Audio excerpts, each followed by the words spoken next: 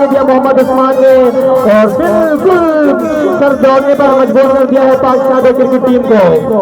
यार होशियार तो इस तरह खेल रहे हैं जिस तरह नेट में प्रैक्टिस कर रहे हो और कोई मुश्किल पेश नहीं आ रही मोहम्मद उस्मान के लिए। उनकी लाजवाब बैटिंग इस वक्त तमाम शौकीन क्रिकेट एंजॉय कर रहे हैं जना क्रिकेट ग्राउंड में और खुशी का कोई ठिकाना नहीं रील से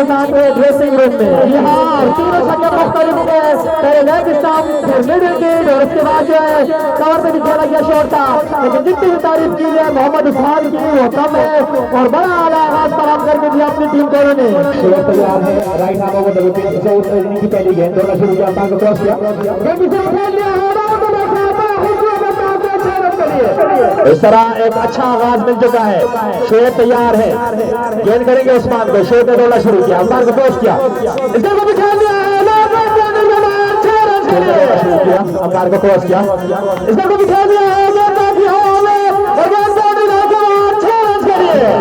शोएब राउंड विकेट, गेंद करेंगे उस्मान को, आए इसको भी खेल दिया,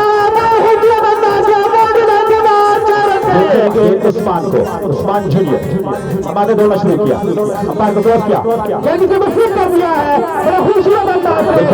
गेंद करेंगे उस्मान को, इस आखिरी गेंद आए